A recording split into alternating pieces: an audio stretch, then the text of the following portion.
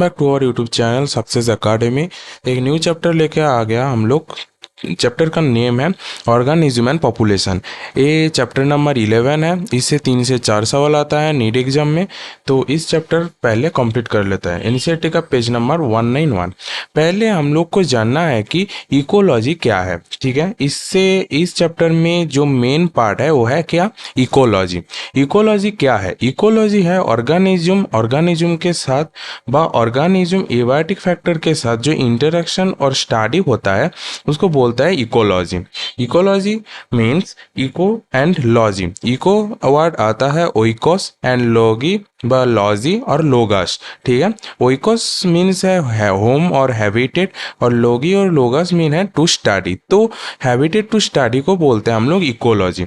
Ecology क्या होता है? ऑर्गेनिज्म के साथ ऑर्गेनिज्म एबायोटिक फैक्टर के साथ जो इंटरेक्शन और जो स्टडी होता है उसको बोलते हैं ecology. NCERT page number 191 first जो लिखा है वो है क्या, ecology is a subject which studies the interactions among organisms and between the organism and it's physical abiotic environment.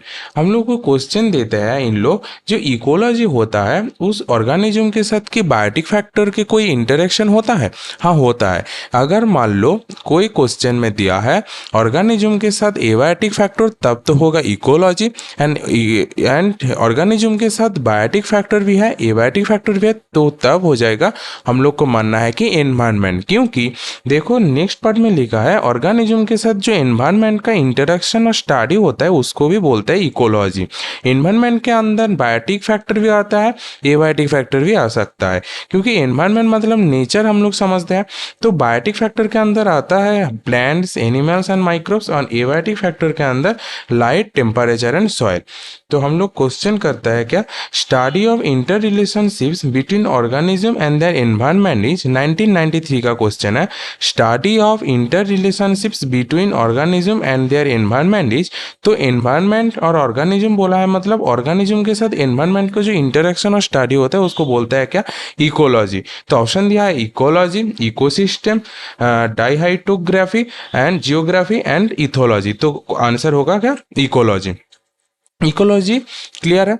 Next आता है नीके और नीचे, जो भी बोल सकते तुम लोग। तो हैबिटेट और नीके के अंदर जो डिफरेंस होता है वो क्या ना, हैबिटेट होता है physical place at which organism level, physical place जहाँ पे ऑर्गेनिज्म लिव कर सकता है, मतलब ऑर्गेनिज्म जहाँ पे रहता है। एंड नीके होता है क्या, फंक्शनल रोल ऑफ ऑर्गेनिज्म, मतलब नीके होता है ऑर्गेनिज्म को जो फंक्शनल रोल है उसको बोलता है नीके, एंड जहाँ पर ऑर्गेनिज्म लिव होता है उसको बोलता है हैबिटेट। तो 2018 का प्रीवियस ईयर क्वेश्चन है क्या, niche is all the biological factors in the organisms environment, the physical place where an organism live, the range of temperature that the organism needs to live, the functional role played by the organism where it lives. तो answer क्या होगा, answer D, the functional role played by the organism where it lives. Okay, ये हो गया नीके। Next आता है नीके को 3 पार्ट में डिवाइड कर सकते हैं। एक है ट्रॉफिक पोजीशन, एक है रिसोर्स यूटिलाइजेशन और एक है टॉलरेंस रेंज। देखो एनसीईआरटी में ये सब नहीं है, नीके जस्ट लिखा है, नीके के अंदर ये सब पर नहीं दिया है, trophic position, resource utilization, tolerance, just हम लोग कर सकते हैं। ठीक है ना। ट्रॉफिक पोजीशन के अंदर आता है मैंगो और लायन। अगर मान लो हम लोग को दे दिया मैंगो और लायन एवं पूछ रहा है कि मैंगो और लायन के अंदर कोई डिफरेंस बोल सकता है क्या, नहीं, क्योंकि डिफरेंट स्पीसीज है। डिफरेंट स्पीसीज के अंदर देखो ये मैंगो और लायन को पोजीशन सेम होता है, क्योंकि देखो मैंगो भी एनवायरनमेंट के अंदर होता है, लायन भी एनवायरनमेंट के अंदर होता है, बट इसके अंदर कोई फंक्शनल रोल को हम लोग डिफरेंशिएट नहीं कर सकते, क्योंकि इस लोग 2 अलग अलग डिफरेंट स्पीसीज है। ओके, नेक्स्ट आता है रिसोर्स यूटिलाइजेशन। रिसोर्स यूटिलाइजेशन के अंदर हम लोग बता दिया क्या, मैंगो और ग्रास, मैंगो और ग्रास के अंदर कोई डिफरेंस हो सकता है क्या, हो सकता है, बट नहीं भी हो सकते। क्यों, क्योंकि देखो मैंगो और ग्रास सेम स्पीसीज है। ठीक है, ये भी प्लांट्स है, ये भी प्लांट्स है, बट मैंगो है ट्रीज एंड ग्रास है छोटे वाला गाछ जिसको बोलते हैं हार्ब्स। ओके, नेक्स्ट आता है टॉलरेंस रेंज। टॉलरेंस रेंज के अंदर आता है मैंगो और पाइन। इसके अंदर डिफरेंस हो सकता है क्योंकि ये दोनों सेम स्पीसीज है, इन दोनों ही ट्रीज है। ओके, इसके अंदर दो स्टेटमेंट्स आता है जो वेरी इंपॉर्टेंट स्टेटमेंट्स। एक होता है कि two different species never share the same niche. Okay, क्या बोला है? Two different species never share the same niche. Same niche two different species कहीं कभी भी कोई भी शेयर नहीं कर सकता है, ठीक है। और सेम नीके बिटवीन टू डिफरेंट स्पीसीज में भी सिमिलर। नीके सेम होता है टू डिफरेंट स्पीसीज के अंदर, सिमिलर नीके रह भी सकता है, ठीक है। इसको बोलते हैं नीके ओवरलैपिंग। 2006 का प्रीवियस ईयर एक क्वेश्चन दिया है, दिया क्या है? Niche overlap indicates first option mutualism between two species, active cooperation between two species, two different parasites on the same host, sharing of one or more resource between the two species. तो answer क्या होगा? Answer number D, sharing of one or more resource between the two species. Clear हो गया? ये था नीके। Next आता है फिजियोलॉजिकल इकोलॉजी। फिजियोलॉजिकल इकोलॉजी क्या है ना? Ecology at organism level. Organism level पे जो इकोलॉजी होता है उसको बोलता है फिजियोलॉजिकल इकोलॉजी। इसके अंदर जो मोस्ट इंपॉर्टेंट एक लाइन और स्टेटमेंट होता है वो है not only survival but also reproduction. Physiological ecology के अंदर ओनली सर्वाइवल नहीं होता है, उसके अंदर रिप्रोडक्शन भी होता है। क्लियर? इसके बाद आता है VVI, एक पॉइंट जिसको बोलते हैं इकोलॉजिकल हायरार्की। हायरार्की मतलब एक धाप होता है, मतलब हम लोग क्लास 11 में पढ़ा है ना, वो किंगडम, फाइलम, ऑर्डर ऐसे करके। तो इसमें ही सेम करके एक स्टेप है, क्या? Ecological hierarchy. Organism, population, community, ecosystem and biome. Okay, देखो एक एक करके आता है। ऑर्गेनिज्म, ऑर्गेनिज्म अगर मान लो एक ऑर्गेनिज्म है, एक ऑर्गेनिज्म है, इधर बी एक ऑर्गेनिज्म है, इधर बी एक ऑर्गेनिज्म है। अगर मान लो ए एक स्पीसीज है, बी एक स्पीसीज है, तो डिफरेंट स्पीसीज रह सकता है ऑर्गेनिज्म के अंदर। हाँ, रह भी सकता है। ऑर्गेनिज्म मतलब क्या? नेचर मान लो। देखो नेचर तो नहीं हो सकता, बट ऑर्गेनिज्म मतलब देखो प्लांट्स होता है, एनिमल्स होता है, ठीक है ना, तो डिफरेंट स्पीसीज हो सकता है। बट पॉपुलेशन, पॉपुलेशन क्या होता है? सेम स्पीसीज का ऑर्गेनिज्म एक साथ ऐड होकर पॉपुलेशन करता है, ठीक है। तो पॉपुलेशन के अंदर होता है सेम स्पीसीज, सेम स्पीसीज, ध्यान से, ठीक है। पॉपुलेशन के अंदर होता है सेम स्पीसीज, मतलब सेम स्पीसीज का ऑर्गेनिज्म एक साथ ऐड होकर पॉपुलेशन करता है, ठीक है। एंड कम्युनिटी क्या है? कम्युनिटी है डिफरेंट स्पीसीज, मतलब अगर मान लो ए एक स्पीसीज है, बी एक स्पीसीज है, तो दो डिफरेंट स्पीसीज है, तो दो डिफरेंट स्पीसीज एक साथ ऐड होकर कम्युनिटी करता है, ठीक है। और आता है इकोसिस्टम। इकोसिस्टम होता है कि biotic factor plus abiotic factor, मतलब इकोसिस्टम के अंदर बायोटिक फैक्टर भी हो सकता है, एबायोटिक फैक्टर भी हो सकता है। इकोसिस्टम को बोलता है structural and functional unit of nature. कौन बोला है? ईपी ओडम, ठीक है। एंड क्वेश्चन आता है सिंपल रिप्रेजेंट्स नेचर, क्या इकोसिस्टम बोलता है कौन? A G Tansley and coin the term ecosystem. Okay, initiative page number 191 जिस लिखा हुआ है, ठीक है ना। इकोलॉजिकल हायरार्की के अंदर ऑर्गेनिज्म आता है, पॉपुलेशन आता है, कम्युनिटी आता है, इकोसिस्टम आता है, बायोम आता है। देखो तो ऑर्गेनिज्म, पॉपुलेशन, कम्युनिटी के अंदर कोई एबायोटिक फैक्टर है क्या? नहीं ना। तो इकोसिस्टम पे आता है ना बायोटिक प्लस एबायोटिक। इधर क्वेश्चन आता है smallest unit of ecological hierarchy. पूरा इकोलॉजिकल हायरार्की के अंदर जो स्मॉलेस्ट यूनिट होता है उसको नाम क्या होता है?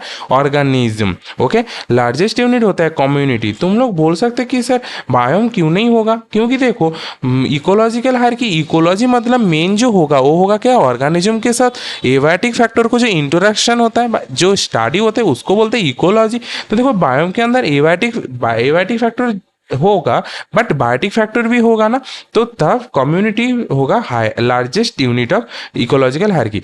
नेक्स्ट क्वेश्चन आता है smallest unit of ecological nature. Smallest unit of nature का होगा इकोसिस्टम, क्योंकि नेचर के अंदर मतलब एटमोस्फेयर के अंदर बायोटिक फैक्टर भी हो सकता है, एबायोटिक फैक्टर भी हो सकता है। नेक्स्ट क्वेश्चन आता है लार्जेस्ट यूनिट ऑफ नेचर क्या होगा? बायोम। क्लियर? इससे ऊपर जो क्वेश्चन आता है 2015 का प्रीवियस ईयर क्वेश्चन था।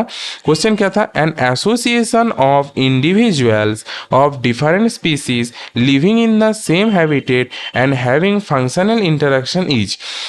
क्या बोला? An association of individuals of different species. देखो डिफरेंट स्पीसीज बोला है, living in the same habitat and having functional interaction. देखो डिफरेंट स्पीसीज मतलब हम लोग को दिमाग में आना चाहिए क्या? पॉपुलेशन होगा, नहीं कि कम्युनिटी होगा। क्या होगा? डिफरेंट स्पीसीज मतलब कम्युनिटी होगा। एंड देखो इधर बोला है having functional interaction in the same habitat. देखो हैबिटेट बता दिया मतलब क्या? ठीक है ना, इको से आ रहा था ना, तो बायोटिक कम्युनिटी। क्लियर, आंसर क्या होगा, बायोटिक कम्युनिटी। इकोसिस्टम तो नहीं होगा, पॉपुलेशन तो नहीं होगा, क्योंकि सेम स्पीसीज नहीं है, डिफरेंट स्पीसीज बता दिया। एंड इकोलॉजिकल निके तो नहीं होगा, निके कब होता है, जब फंक्शनल रोल ऑफ ऑर्गेनिज्म होता है। एंड बायोटिक कम्युनिटी होता है, क्योंकि डिफरेंट स्पीसीज बता दिया तो कम्युनिटी, और living in the same habitat तो बायोटिक होगा। ओके, नेक्स्ट, इकोलॉजी को दो पार्ट में डिवाइड कर सकते हैं, एक है ऑटो इकोलॉजी, एक है सीन इकोलॉजी। ऑटो इकोलॉजी की study the individual level, and synecology है study the group of individual. इसका यूनिट होता है सेम स्पीसीज। जस्ट ये दिमाग में रखो, क्या इकोलॉजी में जो ऑटो इकोलॉजी होता है वो होता है same species, and synecology होता है डिफरेंट स्पीसीज। क्वेश्चन ऐसे आता है कि effect of global warming on human population is an example of, क्या होगा, देखो तो बता दिया इधर, ग्लोबल वार्मिंग इफेक्ट में ओनली ह्यूमन पॉपुलेशन, मतलब ह्यूमन जो होगा वो सेम स्पीसीज के अंदर होगा, तो होगा ऑटो इकोलॉजी का एग्जाम्पल। एंड क्वेश्चन देता है effect of global warming on living organism is an example of, देखो तो लिविंग ऑर्गेनिज्म मतलब कुछ भी हो सकता है ना, डिफरेंट स्पीसीज तो हो ही सकता है, तो उसको बोलता है सीन इकोलॉजी। क्लियर हो गया। नेक्स्ट देखा पॉपुलेशन। पॉपुलेशन क्या होता है ना, पॉपुलेशन होता है group of individual of same species. Population के अंदर तीन पद होता है, एक होता है local population, sister population, meta population. Local population मतलब population inhabiting in a locality for long duration, इसको बोलते हैं demes. Population inhabiting in a locality for long duration, अगर मान लो कोई भी व्यक्ति, कोई भी पीपल एक 1 ईयर के लिए, 2 ईयर के लिए, 3 ईयर के लिए एक प्लेस में रह गया, तो उससे तरह से वो लोकेलिटी क्या होगा, लोकल पॉपुलेशन होगा, है ना। लोकेलिटी क्या होगा, लोकल पॉपुलेशन होगा। सिस्टर पॉपुलेशन क्या होता है ना, टू लोकल पॉपुलेशन। अगर मान लो ए है कोटा, कोटा के अंदर ए स्पीसीज है, कोलकाता के अंदर बी स्पीसीज है, तो कोटा से कोलकाता को जो रिलेशन होता है वो होता है सिस्टर पॉपुलेशन। मतलब बी, कोलकाता क्या है, बी के तरह से कोलकाता, बी के तरह से कोलकाता लोकल पॉपुलेशन, और ए से हिसाब से कोटा क्या लोकल पॉपुलेशन, तो दो लोकल पॉपुलेशन के अंदर जो रिलेशन होता है वो उसको बोलते हैं सिस्टर पॉपुलेशन। नेक्स्ट आता है Meta population, demise plus dispersing individual. अगर मान लो कोटा है, कोटा में ए स्पीसीज रहता है, कोलकाता में बी स्पीसीज रहता है, ए कोई काम के लिए, कोई हेल्प के लिए कोलकाता में आ गया, कोलकाता में 1 ईयर रह गया, 2 ईयर रह गया, 3 ईयर रह गया, तो ए से हिसाब से कोलकाता क्या हो गया, ए के हिसाब से कोलकाता लोकल पॉपुलेशन हो गया। तो देखो तो ए कोलकाता से ए आ गया, मतलब डिफरेंट स्पीसीज हो गया, तो ए कोलकाता एंड कोटा से जो रिलेशन होता है उसको बोलते हैं मेटा पॉपुलेशन। तो डेमिस तो होगा ही, ए के हिसाब से कोलकाता ए के तरह क्या होगा, लोकल पॉपुलेशन। एंड कोटा क्या होगा, कोटा में ए रह गया, बट ए कोई काम से लिए कोलकाता आ गया था, बट बहुत दिन रह गया, तो इसीलिए इसको इधर लोकल पॉपुलेशन हो गया, तो इसको बोलते हैं मेटा पॉपुलेशन। ओके, तो इधर मेन क्वेश्चन क्या होता है इस स्टेटमेंट से, all the meta population are sister population, all sister population not meta population. Most important line, all the meta population are sister population but all sister population not meta population. Clear हो गया। Next आता है population density. Population density क्या होता है, number of individual per unit area at particular time. अगर मान लो ए एक स्पीसीज है, बी एक स्पीसीज है, इसके अंदर पॉपुलेशन डेंसिटी क्या होगा ना, ए कितना है, नंबर काउंट करना है बाई जितना स्पेयर है, मतलब जितना इसका एरिया है उससे डिवाइड कर दो, तो कितना आएगा, जितना आंसर आएगा उसका ही होगा पॉपुलेशन डेंसिटी। अगर मान लो ये तो सेम स्पीसीज है, ठीक है ना, अगर मान लो ए भी ह्यूमन है, ए भी ह्यूमन है, बट यदि सेम स्पीसीज नहीं रहेगा तो नंबर काउंट सेम स्पीसीज, हाँ इधर आ जाओ। एग्जाम्पल क्या बोलता है, बेनियन ट्री एंड ग्रेस। देखो बेनियन ट्री है, ग्रेस क्या है, हर्ब है, तो बेनियन ट्री एंड ग्रेस के अंदर कोई पॉपुलेशन डेंसिटी हम लोग काउंट नहीं कर सकते हैं, क्योंकि बेनियन ट्री ग्रास है डिफरेंट स्पीसीज, मतलब तो इससे तरह से तो क्या करेंगे, तो पॉपुलेशन डेंसिटी के लिए जिसका बायोमास ज़्यादा है उसका पॉपुलेशन डेंसिटी ज़्यादा होगा, ठीक है। तो बेनियन ट्री का बायोमास ज़्यादा है तो बेनियन ट्री का पॉपुलेशन डेंसिटी ज़्यादा होगा। अगर मान लो बैक्टीरिया कल्चर, तो वी कंसिडर द बायोमास, क्योंकि बैक्टीरिया मिलियन भी हो सकता है, ठीक है ना, 1000 भी हो सकता है, तो उससे गुनना तो बहुत मुश्किल होता है ना। ठीक ठीक है, तो इसीलिए हम लोग बायोमास को काउंट करते हैं, ठीक है ना। नेक्स्ट आ जाओ बर्थ रेट। दो आता है, एक है बर्थ रेट, एक है डेथ रेट। बर्थ रेट क्या होता है, also known as natality. Birth rate small B से डिनोट करता है। इसका फॉर्मूला है number of new individual born और birth by initial population. Clear है, तो बर्थ रेट क्या होता है, number of new individual born और birth by initial population. Natality refers to 2018 का क्वेश्चन है, natality refers to death rate, birth rate, number of individual living the habitat, number of individual entering A habitat. Answer क्या होगा ना, birth rate. Clear है। Next आते हैं NCERT example 191। एक बार देख लोगे तुम लोग, क्या बोलता है, न्यू प्लान्स 8 है, इनिशियल 20 है, तो बर्थ रेट क्या होगा 8/20, ठीक है। एंड डेथ रेट क्या होता है, also known as mortality. Death rate D से डिनोट करता है number of death by initial population. उधर लोटस से एक एग्जाम्पल दिया है एनसीईआरटी में, पेज नंबर 191। इनिशियल पॉपुलेशन 40 बता दिया उन लोग, एंड नंबर ऑफ डेथ 4, तो डेथ रेट क्या होगा 0.1। क्लियर। 2022 का एक क्वेश्चन था डेथ रेट के अंदर, क्या बोला है, if 8 drosophila in a laboratory population of 80 died during a week, the death rate in the population is individuals per drosophila per week. 2022 का क्वेश्चन है, क्या होगा, death rate D is equal to number of death 8 by initial population 80, क्या होगा 1/10, 0.1। Clear हो गया, clear. Next topic आता है एज पिरामिड। एज पिरामिड के अंदर भी 3 पार्ट है, एक है प्री रिप्रोडक्टिव, दूसरा है रिप्रोडक्टिव, तीसरा है पोस्ट रिप्रोडक्टिव। प्री रिप्रोडक्टिव क्या है, organism has no reproducing ability. Reproductive क्या है, have reproducing ability. And post reproductive क्या है, लास्ट रिप्रोड्यूसिंग एबिलिटी। क्लियर। इसके अंदर 3 ग्राफ आता है, एक आता है expanding population, stable population, decline population. देखो तो प्री रिप्रोडक्टिव ज्यादा है, उसके बाद रिप्रोडक्टिव, उसके बाद पोस्ट रिप्रोडक्टिव। अगर इधर पोस्ट रिप्रोडक्टिव के कोई कम नहीं है, ठीक है, इसको छोड़ दो। देखो तो प्री रिप्रोडक्टिव ज्यादा है, मतलब नेक्स्ट जनरेशन में रिप्रोडक्टिव ज्यादा होगा। देखो रिप्रोडक्टिव कम भी हो सकता है, ज्यादा भी हो सकता है, तो ये होता है एक्सपैंडिंग, क्योंकि प्री रिप्रोडक्टिव ज्यादा है तो नेक्स्ट जनरेशन ज्यादा होगा ही होगा, ठीक है। नेक्स्ट आ जाओ स्टेबल, मतलब प्री रिप्रोडक्टिव जितना होगा रिप्रोडक्टिविटी उतना ही होगा, ठीक है, इसको बोलते हैं स्टेबल पॉपुलेशन।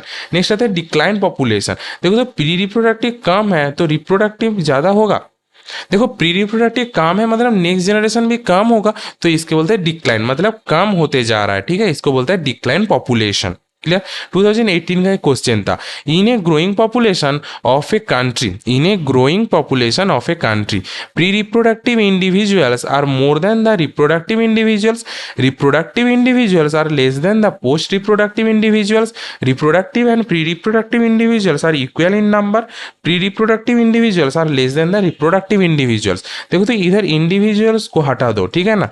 देखो जस्ट पढ़ो, pre reproductive are more than the reproductive, reproductive are less than the post reproductive, reproductive and pre reproductive are equal in number, pre reproductive in are less than the reproductive. देखो तो in growing population मतलब क्या, expanding population, तो pre reproductive तो ज्यादा होगा, तो pre reproductive are more than the reproductive, reproductive से प्री रिप्रोडक्टिव ज्यादा होगा। ओके हो गया, 2018 का क्वेश्चन था, करंट ईयर क्वेश्चन। चलो नेक्स्ट पार्ट।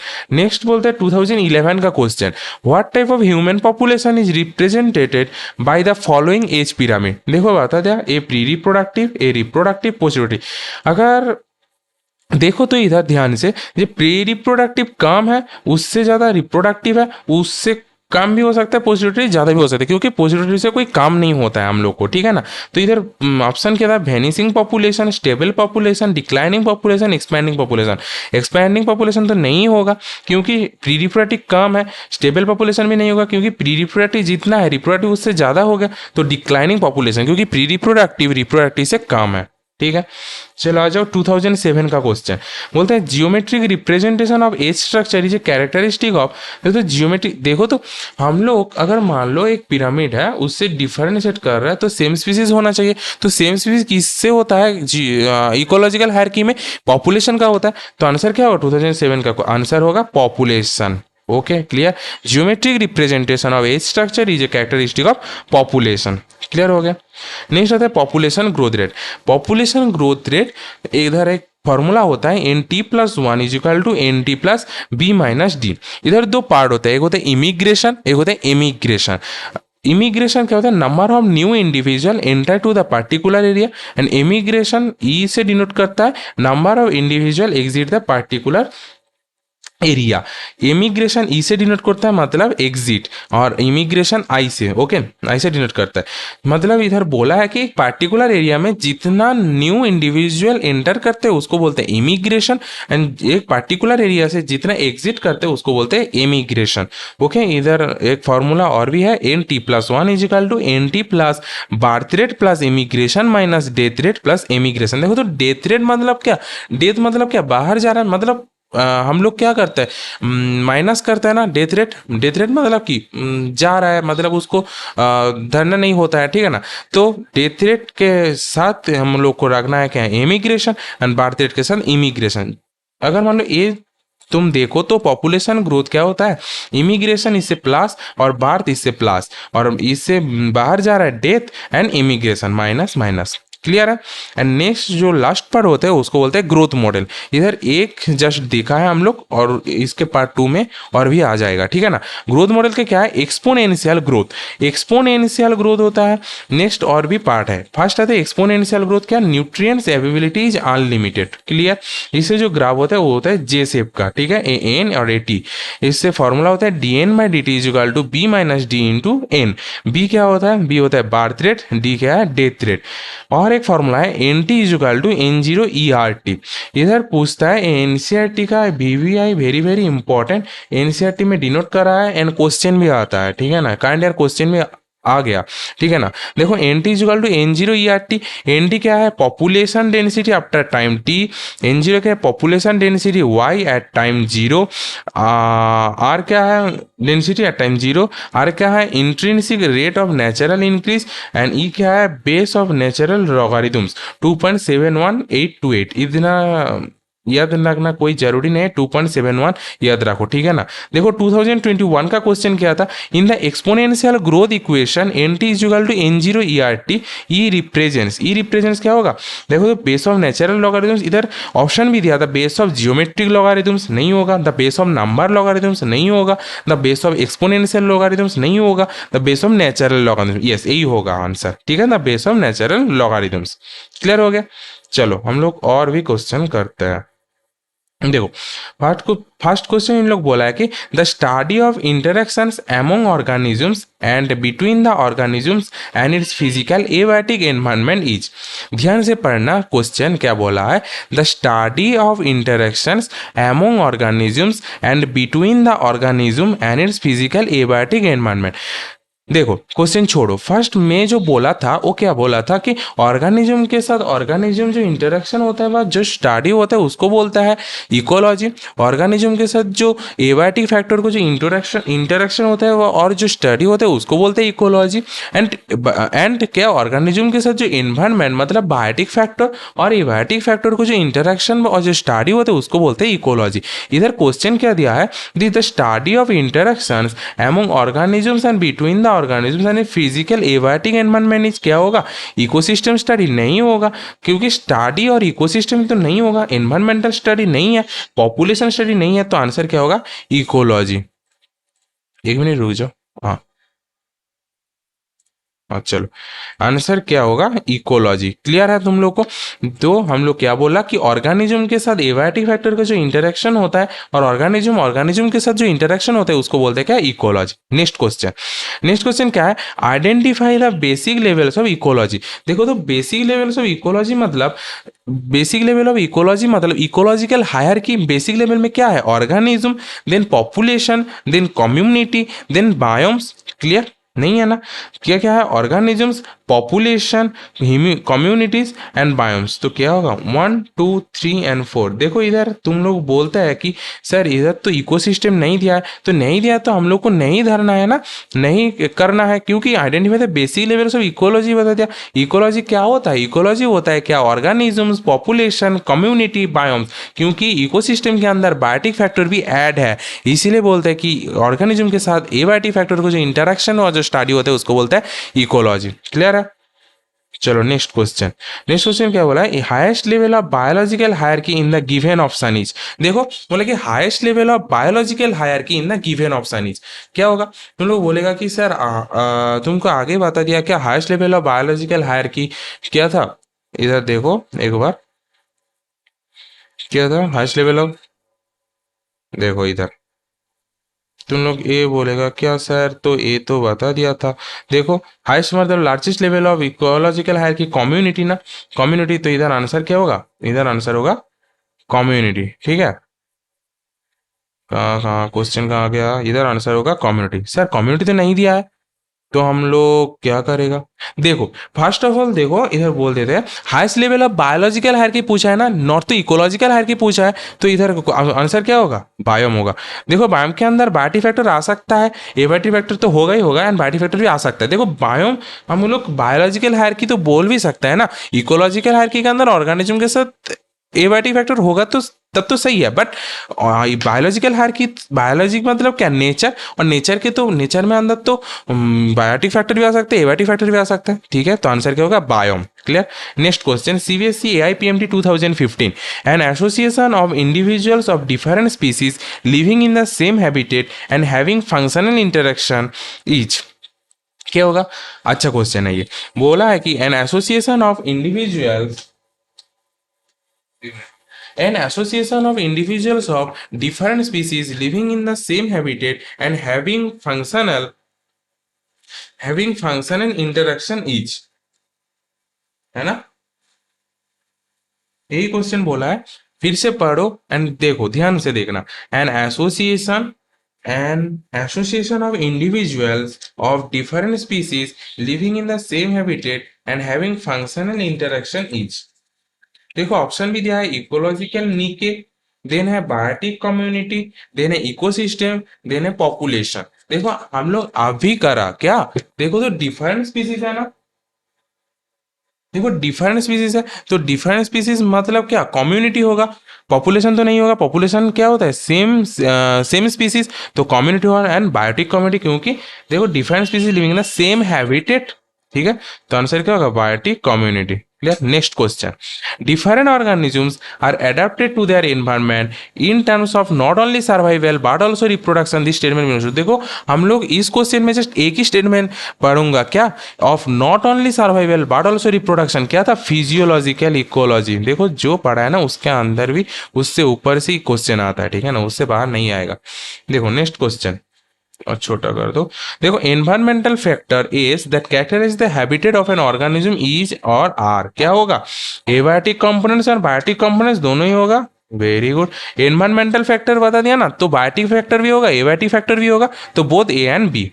ठीक है, देखो टेम्परेचर तो नहीं होगा, टेम्परेचर किससे अंदर आता है, एबायोटिक फैक्टर के अंदर आ जाता है ना टेम्परेचर, सही ना, टेम्परेचर किससे आता है, एबायोटिक फैक्टर में। ओके चलो, और छोटा करना पड़ेगा। चलो बोला है कि ये defined range of condition that an organism can tolerate diversity in the resource it utilize and a distinct functional role in the ecological system together comprise। Easy question, क्या बोला है, a defined range of condition that an organism can tolerate diversity in the resources it utilizes and a distinct functional role in the ecological system together comprise. Niche, क्योंकि देखो functional role बता दिया ना इधर, functional role तो ecological system के अंदर क्या आता है, ये ऑर्गेनिज्म, तो नीके होगा इसका आंसर। ठीक है, देखो कितना क्वेश्चन करा, 1 2 3 4 5 6 7, और इधर तो ये सब क्वेश्चन था। ठीक है, ये था तुम लोगों को टोटल होगा पार्ट 1। ठीक है ना, कितना तक हुआ, इतना तक हुआ, ग्रोथ मॉडल के एक्सपोनेंशियल ग्रोथ। इसके बाद आता है और भी ग्रोथ आता है, उससे अंदर ग्राफ भी आता है। ठीक है ना, चलो ये था टोटल इकोलॉजी के, तो समझ गया ना इकोलॉजी क्या होता है, इकोलॉजी कहाँ से आ रहा है। ठीक है ना, इकोलॉजी कहाँ से आ रहा है, एंड इस इसके बाद हम लोग को और भी एक चैप्टर है इकोलॉजी वाला, ठीक है ना। देखो तो ऑर्गेनिज्म एबायोटिक फैक्टर के साथ, देखो तो एबायोटिक फैक्टर मतलब क्या होता है। एबायोटिक फैक्टर के अंदर लाइट आता है, टेम्परेचर आता है, वाटर आता है, सॉइल आता है। अगर मान लो light, temperature, water and soil किससे अंदर है, नेचर के अंदर है ना, तो एबायोटिक फैक्टर मतलब क्या है, ऑर्गेनिज्म के साथ एनवायरमेंट। देखो तो बायोटिक फैक्टर जब भी आ जाएगा ना, तब भी होगा क्या, इकोसिस्टम, नॉट इकोलॉजी। ओके, और इकोसिस्टम होता है, इकोसिस्टम होता है एक, और इकोलॉजी होता है एक स्टडी, ठीक है ना। देखो हैबिटेट को स्टडी करना, होम को स्टडी करना के बोलते हैं क्या, इकोलॉजी, ठीक है। तो चलो इतना ही रहने दो। ऑर्गेनिज्म एंड पॉपुलेशन पार्ट 1 था ये, ठीक है। चलो थैंक यू।